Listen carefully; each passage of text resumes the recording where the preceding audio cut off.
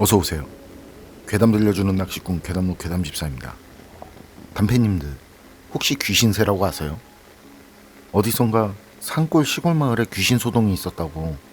그 마을에 초등학교가 하나 있는데 학교에서 당직을 서는 선생님들마다 귀신이 우는 소리를 들었다고. 그런 내용의 영상을 본 기억이 있는데요. 그래서 촬영팀이 촬영을 갔는데 그 정체가 귀신새였죠. 밤에 우는 귀신새. 제가 들을 땐 이게 절대 귀신 우는 소리처럼 들리지 않는데 처음 듣는 사람에겐 공포스럽나 봅니다. 이처럼 생활 속에서 이런 정체 모를 소리를 가끔 경험하기도 하잖아요. 그럴 때면 상황에 따라서 모두 제각각 다르게 느껴질 거고요. 그런데 어디선가 이렇게 듣게 된 이상한 소리들, 이게 새라든지 짐승 소리라면 그나마 다행인데 그 뒤에 뭔가 그것과 연관이 있을 것 같은 그런 일이 생겼다면. 이번 이야기는 낚시무사님께서 보내주신 사연입니다. 낚시무사님, 사연 제보 감사합니다. 그럼 낚시무사님의 기묘한 경험담, 괴담집사의 시점으로 떨어보겠습니다.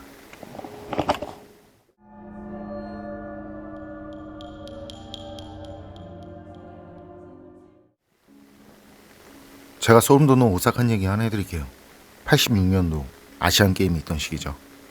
그때는 아직 총각이던 막내 삼촌과 친척형 둘, 저까지 넷이서 경험한 이야기입니다. 장소는 안동호라는 것까지만.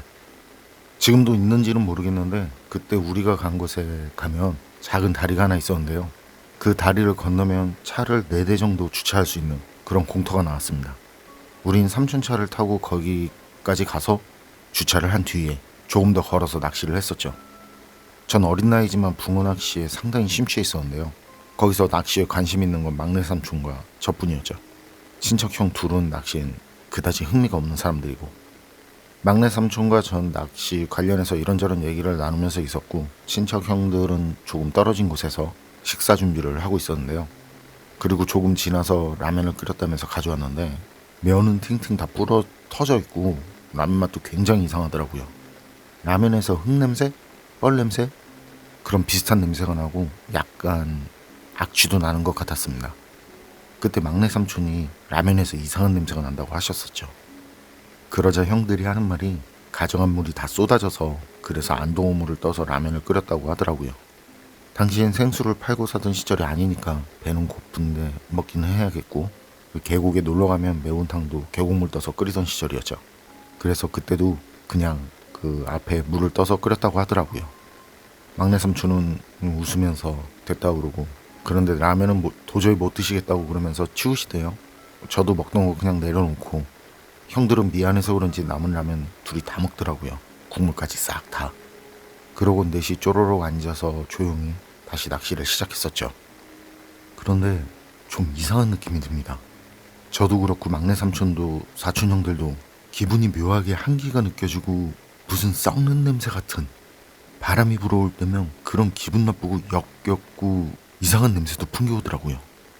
그런데 그런 냄새야 물가에 죽은 물고기나 동물 사체가 있으면 나는 거라 그다지 크게 신경을 쓰지 않았는데요. 문제는 소리였습니다.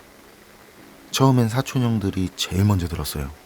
어떤 여자가 웃는 듯 우는 듯 흐느끼는 소리가 들린다고.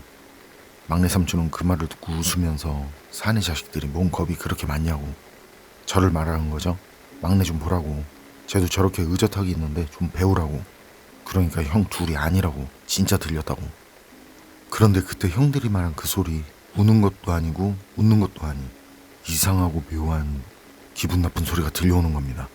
저도 그때 확실히 들었고, 그 소리의 느낌은 수십 년이 지난 지금도 기억이 날 정도로 아주 소름 끼치고 오싹한 기분이 드는 그런 소리였습니다.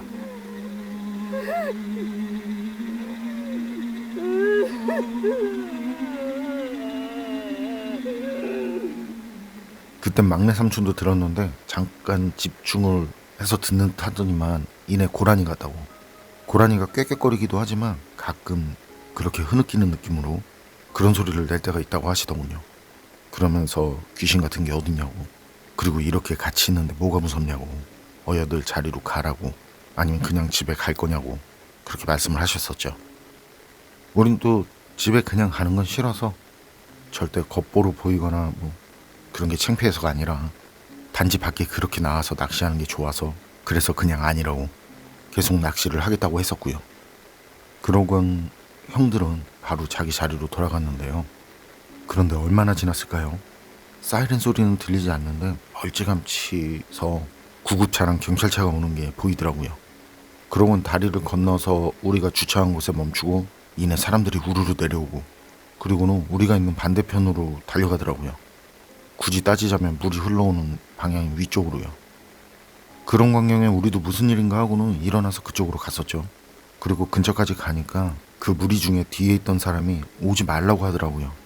우린 거기서 또 뭔가 하고 궁금해서 쳐다보는데 구급대나 경찰처럼 보이지 않고 그냥 평범한 옷을 입은 사람이 무리에서 빠져나와서 터벅터벅 힘없이 걸어오더라고요.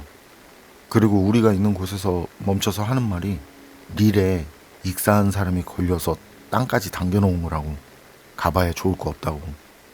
낚시를 하던 중에 익사한 여자 시신을 건져 올리게 됐는데 당시엔 휴대폰도 없던 시절이라 그 익사한 시신을 그렇게 건져 놓고 직접 서까지 달려가서 신고를 하고 경찰차를 같이 타고 다시 현장으로 온 거죠. 그리고 혀를 두르면서 물쪽을 바라보면서 하는 말이 얼마나 한이 많으면 물에 빠져 죽어서 육신이 상할 대로 상했는데도 그 물고기들이 입을 대지 않았나, 물속에서도 눈을 감지 못했나, 이런 말을 나지막하게 하더군요. 그러곤 우리한테 한 번 더 봐서 좋을 거 없으니 어여들 그냥 가보시게들 하시고, 사촌 형하고 저희 그 말 듣고 바로 뒤돌아서 자리로 갔습니다만 그때 누가 먼저라고 할 것도 없이 모두 먹은 거 다 올리고 그냥 낚시 자리 정리하고 바로 거기서 나온 경험이 있습니다. 그리고 오는 길에 차 안에서 사촌 형이 아까 우리가 들은 그 이상한 소리, 어쩌면 고라니 소리가 아닌 거 아니냐고 그런 말을 했는데 그땐 막내 삼촌도 아무 말씀을 하지 않으셨습니다. 낚시무사님 사연은 여기까지인데요. 저도 기억이 어렴풋이 납니다. 예전엔 계곡은 기본이고 강가에 낚시하러 가서도 물이 좀 깨끗하다 싶으면 그거 받아뒀다가 밑에 앙금은 버리고 그 물을 다시 끓여서 사용했던 기억. 냄새가 났는지 어땠는지까지는 기억이 없고요. 그리고 고라니 우는 소리, 고라니가 흐느끼듯 울 때가 있다는 것도 이번 사연을 통해서 알게 됐습니다만 사연을 마지막까지 보고 나니까 진짜 그때 들려온 그 소리, 우는 것도 아니고 웃는 것도 아니었다는 그 소리, 그거 정말 고라니 소리가 맞는 걸까 싶은데요. 낚시무사님 막내 삼촌분은 고라니가 아닌 것 같다는 조카들의 말에 왜 아무 말씀도 하지 않으셨던 걸까요? 여러분 생각은 어떠세요? 판단은 여러분께 맡기겠습니다.